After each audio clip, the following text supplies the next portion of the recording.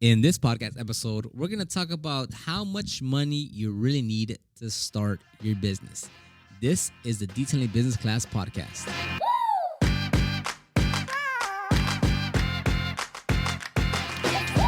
And welcome to another podcast episode. Thank you very much for spending the next few minutes here listening to me talk. And if you're watching this on YouTube, I appreciate that as well. I don't really say that too often that it is on YouTube. I usually say it at the end of the episodes, but if you want to watch me talk, it's the same format, same audio, same everything. I record it on YouTube. Then you can just type in the Detailing Business Class podcast on YouTube, or just check the show notes, and I'll have a link to take you to my YouTube channel.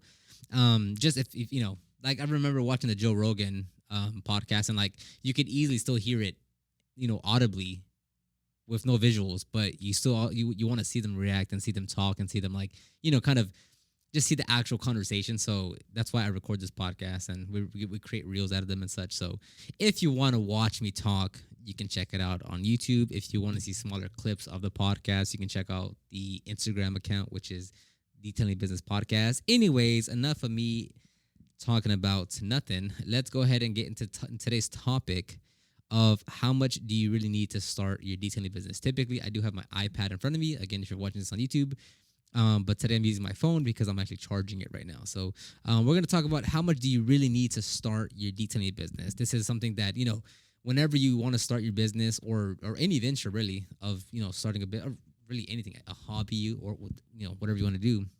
It's like, oh, how much do I need to actually do this? There's some things in life that don't require as much capital to get started versus other things that require much more money. Like for instance, if you just look at sports, right? Like if you wanted to get into boxing, let's say, like just entry level, like I want to go and join a class and pay like a monthly thing to get training. At the very least, you're gonna need some hand wraps, a set of like heavyweight punching gloves, and that's about it. Mouthpiece, you won't need it until a few months in. A head guard, you won't need that, or what's called anyways, you won't need that. Like it's very minimal things you need, other than like paying to have a membership there, or to get trained. Whereas if you're looking like at football, like if you're in or let's say baseball, right? You're like in the minor leagues for your kid or something. I mean, if you're playing select versus not select, like, plus the cleats and the pants and the uniform and the bat and the gloves and the helmet, and like it could be very costly. So with anything, there's a variety of degrees that you need as far as money to start something. So when it comes to your detailing business, right? It's really dependent on where you are and what you want to do. So so the best way that I could put it is the exact amount you need to start is enough to just start. And you're saying, what does that mean, Oscar? What I'm saying is, if the goal is just to start, if the goal is just to get your first few steps to move forward, to get the business going, then whatever it is you need to just get started, that's how much you need, right? So if that's $50, that's all you need. If it's $500, that's all you need. If it's $5,000, that's all you need, right? Because if you have, some tools and products in your garage already, and you work on your personal vehicle, and you're like, man, if I just get these two things, then I can offer headlight restoration, and then I can do that, and then I can offer that now. I can offer 3 services now. It's okay. Go spend that extra, $50, $100 to get those tools. Boom, go out. If you have no tools and products, if you're brand new to detailing, then you might have to spend $500 to get the most basic essentials to get started. Or maybe you've been doing detailing on the side as a hobby for years now, and you've been doing mostly mobile, but some garage work, and you're like, what, if I just go get this little pickup truck real quick, I could really take it on. I could really get going, and I'm already making $2,000 a month. So spending $5,000 on a little, just little cash pickup truck is no big deal. It's gonna be different for everyone, but whatever it is, however much you need to start, just spend that to get started. And you're saying, well, it's all contextual based on your situation, right? Like, don't think that there's a set number for anything, right? If you're looking at someone, you're like, man, well, I saw that guy, and that guy started with, he had the van and the nice polo shirts, and he had his logo on there, and the hats, and his website's nice, and he's making YouTube videos. It's like, stop. You'll always limit yourself, or you'll always think you're not doing enough if you immediately compare yourself to someone else. But everyone has their own lane, right? Everyone is doing their own thing. And what I do, what I spend my money on, how I move things is going to be different from every single person here, right? So it's not saying that I know better, or I am better, or I have more. It's like, what I do is because what I do, and what you do is because what you do. So don't think about like, oh, well, how are they gonna, are people gonna think that this is wrong? Is this the right way? Actually, I didn't see anyone else do it like this, and it's like, don't worry about it. If that's a decision you have, if that's the resources that you have, if that's all you have to really get started, go ahead and do that. Let me take a little water break here,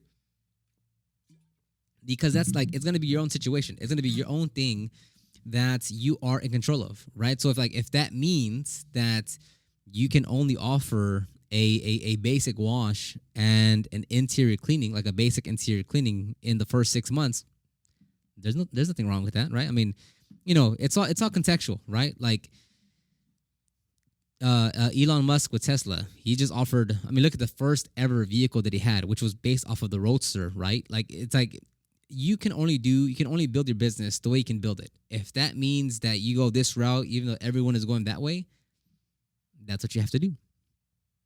So every person, again, will have their own, and I think that was kind of a kind of clip there.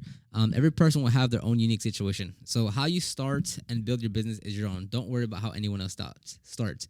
So it's impossible to put an exact dollar amount, because, and like, the way I look at things, and the way I'd encourage, like, this is the one piece of advice that I would encourage you to take from this episode, is that, one, like I said, everyone has their own unique situation.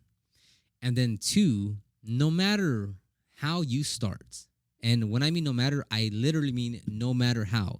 If you have a $500 budget, a $5,000 budget, or a $15,000 budget, no matter how you start, you will continually get better and upgrade over time. So it's all relevant.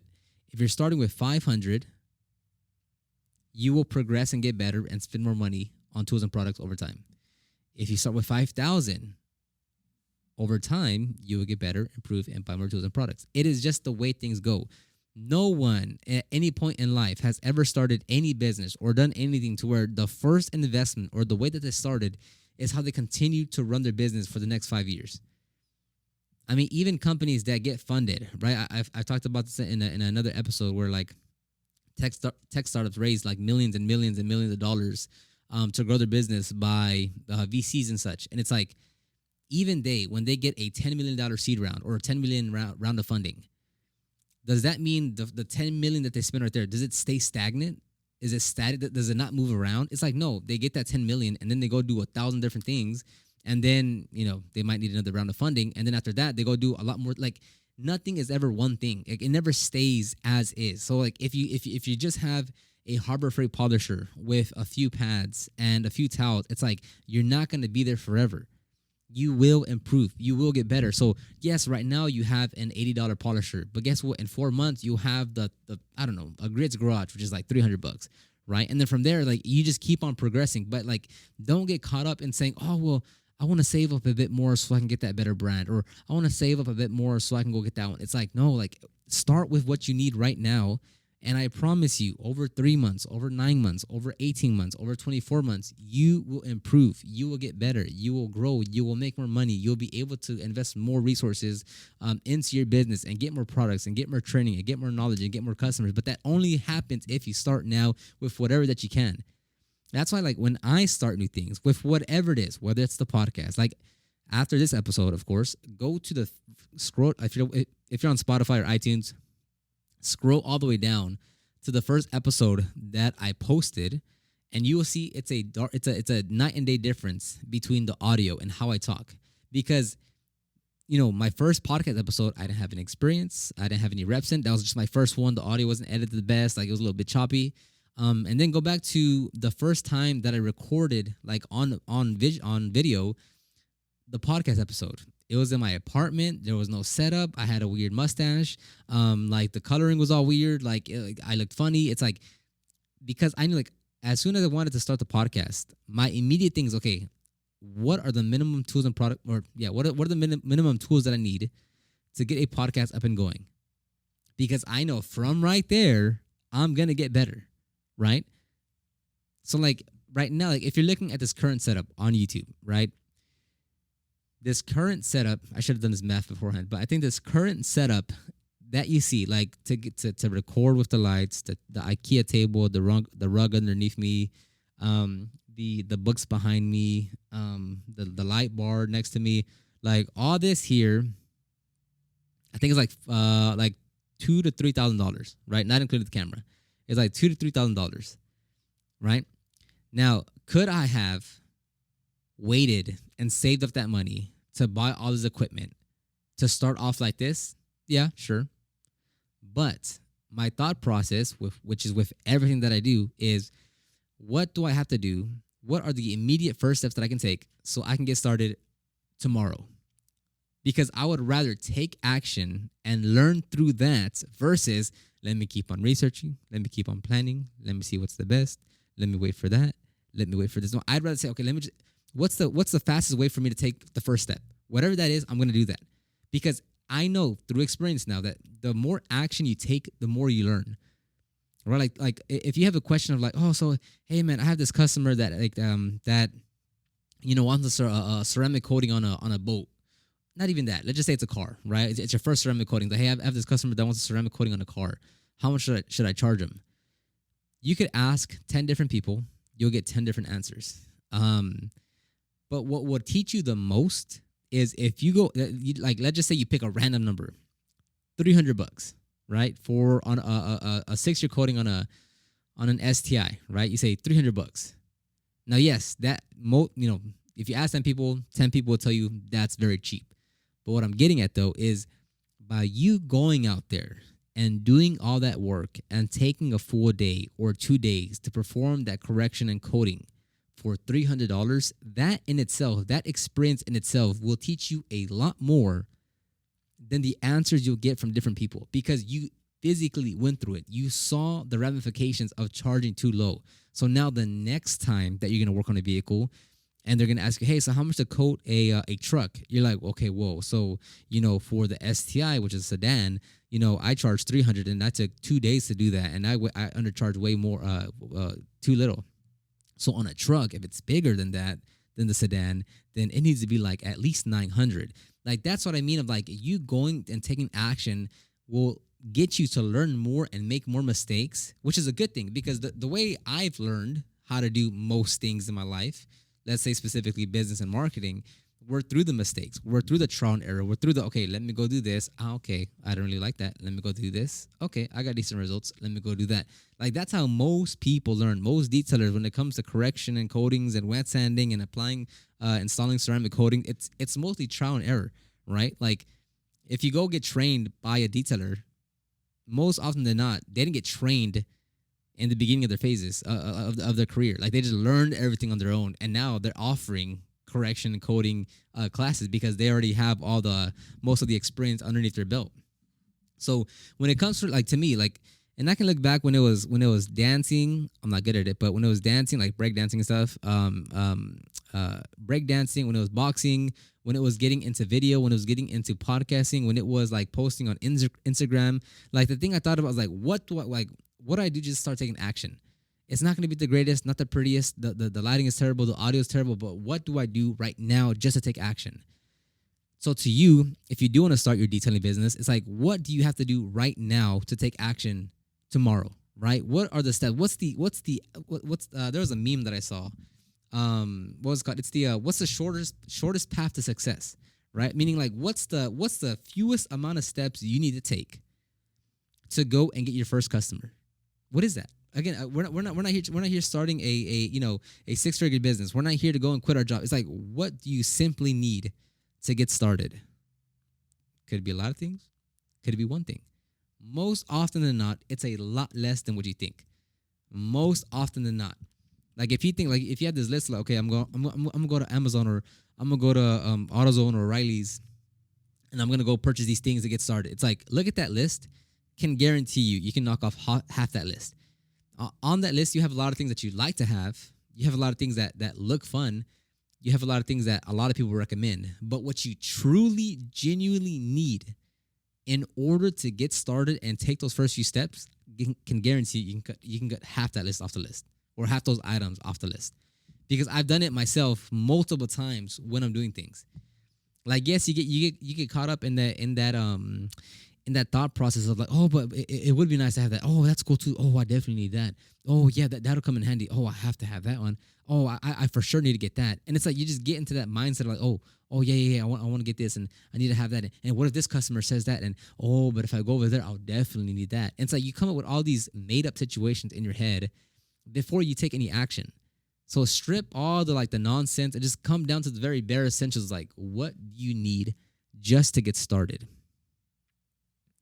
Now, even with that being said, the goal is to start, not to be perfect or ready. There's a difference. The goal is just to start, not to be perfect or ready. Keep that. The goal is just to start. So that in itself should remove most of your worries when it comes to like, am I doing something right? Is this the right way? Am I doing something wrong? Because you will just continually get better over time. It's really that simple. I want to make sure my time not going over.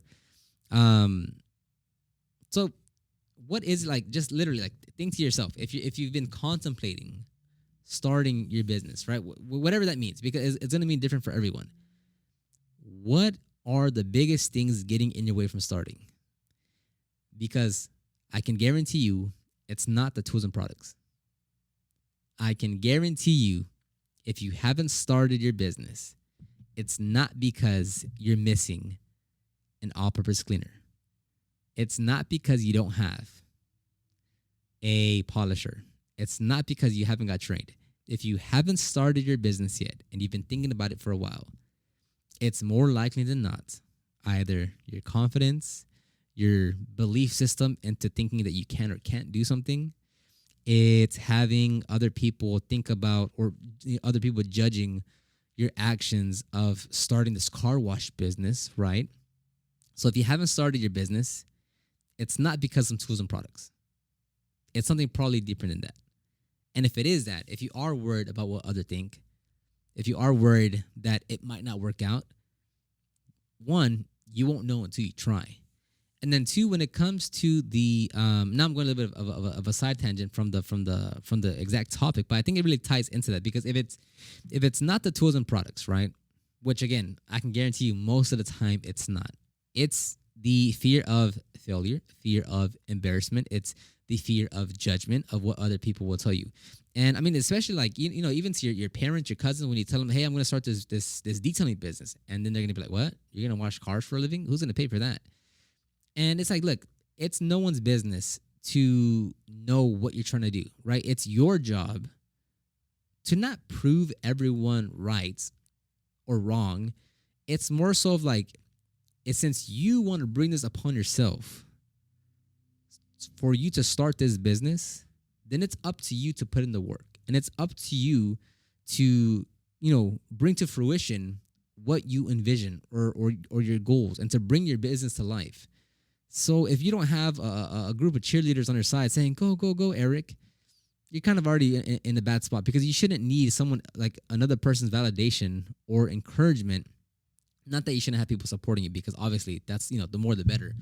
But as far as like, if you're waiting for like, oh, well, you know, like, do I just start? Am I just supposed to do that? It's like, yeah, you know, like how many, like going through high school, college, like we are heavily conditioned of like needing someone else's approval or permission, or, you know, like someone else tells you, okay, Eric, time to start, go. Like it's not that in the real life, right? If you want to start your business, right? And again, it's not about the tools and products. If you want to start your business, then it's saying you internally saying, okay, I'm going to start this. Like no one is around me. No one is telling me when to stop or start. And there's no one above me. There's no one holding me accountable. I have to do everything myself. So again, it's probably not the tools and products. Even though most of this topic was about the tools and products, it's most likely not the tools and products. because I mean, there's so many affordable options out there. I just recently did a YouTube video covering the on the Detail Group channel, covering how I would start a detailing business with $500 off of Amazon, and I got the majority of what I needed from Amazon for under or for around $500. So it's like, as far as like, it things being affordable, it's like it's there. Like with so many options, like there's plenty of options from high to low price points to get you started. So if it is just tools and products, all right, go get something then. But even like, and that's why I said, like, even if you go get trained, even if you go get certified, even if you go and get all the tools and products, you will still find something else to say, oh no, but I need this one more thing. You'll continually find something to say, oh no, let me go get this now. Well, okay, yeah, I got the last tool and product that I needed, but okay, well, now I need to get trained because I want to make sure when I talk to customers that they trust me and I'm certified and I get authorized and I have a certificate. Okay, well, after that, let me go get my insurance now. Oh, let me go get a van and get it wrapped, and like you will always find something else to stop you from starting your business. But again, it's just up to you to get started. It's literally just you to take those first few steps. It's literally you saying, okay, this weekend, tomorrow, I'm going to go and try to get a customer on the schedule. Not that you go service one, but it's like, I want to get someone on the schedule so I can service the vehicle. It's a $20 wash, a $15 wash. I don't really care, because when it comes to just taking action and getting something going, that's more than enough. Because over time, you'll say, yeah, $20 for a wash, that's kind of low. I'm going to go for 30 now. But none of that happens unless you start. So I'm going to end the podcast episode right there. If you want to check out the again, if you want to watch this on YouTube, you can check YouTube. If you'd like to download the ultimate guide to start your detailing business, it has over 10,000 words of basically advice of starting your business. You can check the show notes, if you're watching this on YouTube, you can check the description box down below, and then anything else like my second YouTube channel, the Proper Care channel, and a few other guides. Everything will be linked down below, or again if you're listening to this on audio, just check the show notes and you'll have everything there as well. Thank you very much for listening or tuning in on this Thursday, and I don't know if I'll do a double podcast episode next week, because I need to start adding that second series, the local SEO growth series. I need to start implementing that into the podcast rotation. Anyways, I don't know. I'll let you guys know. Thank you very much, and I'll talk to everyone on the next one. Bye-bye.